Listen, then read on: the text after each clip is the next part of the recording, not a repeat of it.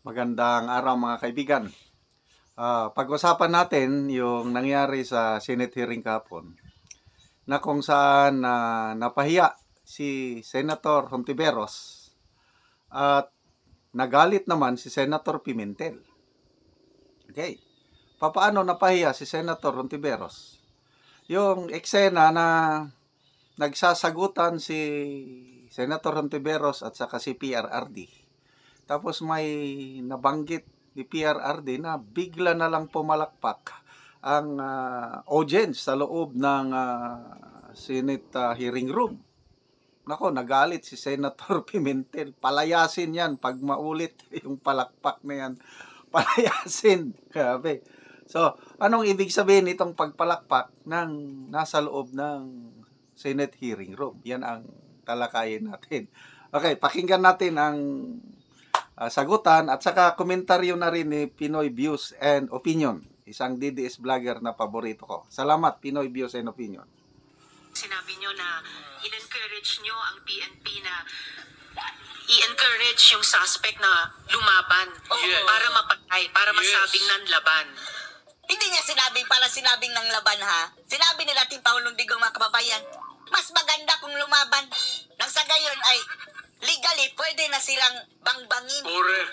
Oo. Correct. Para Ito sa ma-minimize. very incorrect. Correct. Yes. Correct. Very incorrect. Yes. I may say as a It's civilian, not, as a professional police. It depends on, Mr. Chair. ano na natin yan, ma'am. That's your view. Oo. It's binibigyan ng ibang kulay kasi ni Hontiveros, mga It's not my kababayan. view, Mr. Chair. Thank you for hindi ka putting it on dumaan the record. pagka-mayor, pagka-prosecutor. Oo. Dumaan yan pagka-rallyista. Oo. Kasama yan nila Reato Babalorias, si Ako, Risa. alam ko, dumaan ako prosecutor, mayor, presidente, alam ko ang trabaho ko. Oo, Risa, Yes, Yan salamat ang totoo tayo, Mr. dyan. Chair. Hindi ka nagdala ng syudad eh. Ay, kawawa You Risa. never had a Mr. chance Chair. to solve. Ayun, no? Ano kayang pakiramdam ng isang nagmamagaling na senador na hindi ka nagdala ng syudad? What do you know about running a city, a country? Kasi iba talaga ang punto nitong si Senator Hontiveros. Gusto niyang palabasin na napakasama ang presidency ni PRRD. Kaya tuloy siya ngayon na nasupalpal. Okay? Lalo na yung pagpalakpak. So ituloy natin Iba ang style ng Duterte, iba rin itong Hontiveros nga wala talaga. Wala siyang experience, wala siyang may pagmamalaki how to run a community.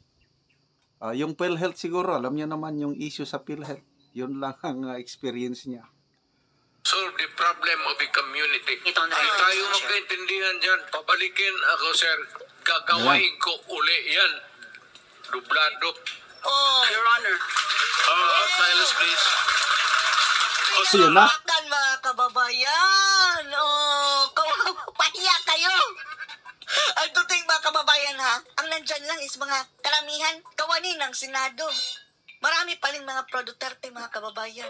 Galit si COVID Pimentel. Silence the gallery and those who will do that again, exclude them from the hearing hall. Palalayasin ang papalakpak kay Duterte, mga Okay. Ang ganda, no? If I be given the chance, ibig sabihin, magmayor ba siya ulit?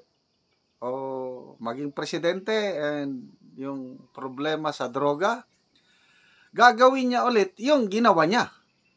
Nung mayor pa siya sa Davao, nung presidente pa siya, gagawin niya ulit, dublado pa. Dudublihin niya yung... Grabe, kaya... bigla na lang pumalakpak eh. Kung kayo ang nasa audience, mga kasamahan, anong gagawin nyo? Mapasama ba kayo sa palakpak? Ako rin siguro. Papalakpak ng todo. Biruin mo yung ganong na... Nakakamiss yung ganong leadership na gagawin ko ulit. May sinabi pa nga siya, I take full legal and moral accountability kung anong nangyari sa war on drugs. Mga ganong leadership style. ako na lang ang imbestigahan nyo, hindi na yung mga pulis. Mga ganong. So, nakakamiss talaga ang ating Tatay Digong. Tuloy natin. Mga kababayan, COVID. Bakit si COVID ang andyan, mga kababayan? Nag-lead niyan. Akala ba namin si Pia Cayetano? Bombshell yung sinabi po ng dating presidente na meron na silang death squad. Ano man ang Ito na naman, mga kababayan. Hindi naintindihan ang sinabi ni dating Pangulong Digong ngayon. Yes, totoo ang death squad. Okay, yung death squad na yan, maganda yung paliwanag ni Senator Bato. Paano nagsimula yung death squad? So, sabi ni Senator Bato, ang sinisi niya, kasi in-interview siya ng media sa Davao, lately lang. Sabi niya, kayong mga media ng Davao, kayo ang may kasalanan, kayo ang nagpasimula, kayo ang nag-imbento ng Davao Death Squad, yung term na DDS. Kayo niyan. Kasi tinanong yung mga police officers, police generals na nandun, kung na-assign ba sila sa Davao as Davao City Police Chief. Maraming maraming mga generals na nandun na naging na-assign sa Davao City as Police Chief. Lahat sila nag-deny. Wala kaming kinalaman sa Davao Death Squad. Hindi kami ang nagsimula. So, sinong nagsimula? Yung media, sabi ni Senator Bato. But then, yung local media sa Davao, nagpaliwanag daw kay Senator Bato na, ganito kasi ang nangyari. Meron daw isang araw na may nadali, nalagasan ng buhay sa Davao. Tapos may karatula ata na nailagay doon, karton ba, na Davao Death Squad. Inilagay doon sa ibabaw ng bangkay.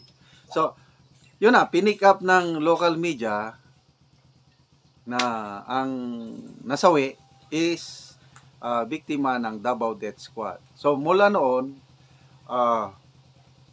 nagamit na yung term nga DDS o Davao Death Squad. So, klaro na ngayon is pinopagate.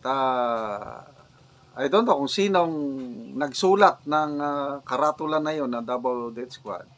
Kaya lang, ang Davao media, sila na ang nagpropagate. Sila na lang ang nagkalat. Yun po ang history ng Davao Death Squad na pilit na ibinubuntun lahat ng sisi kay then Mayor Duterte, naging presidente. Kaya sabi ni PRRD, ako na lang ang imbestigahan nyo.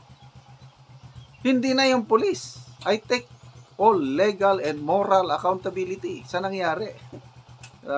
Tuloy natin.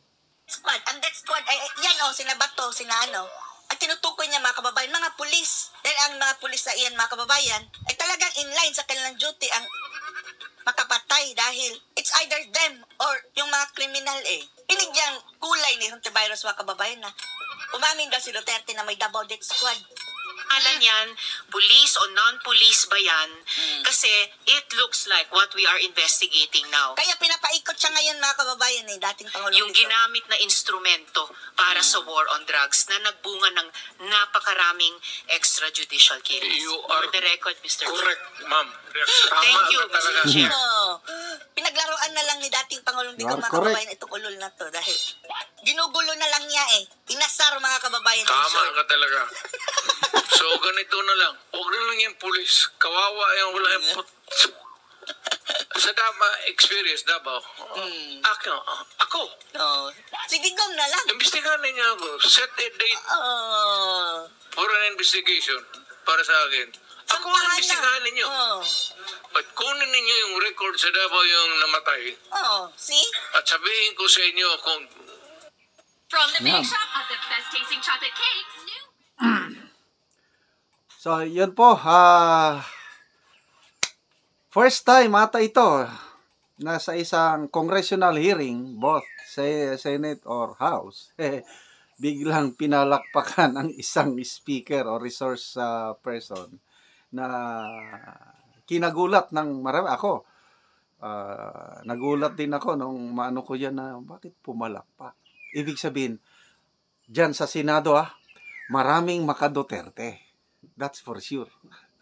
Kaya, pabor si PRRD, yung pag-ate niya, kaya nga ayaw niyang umalis kasi pinalakpakan siya.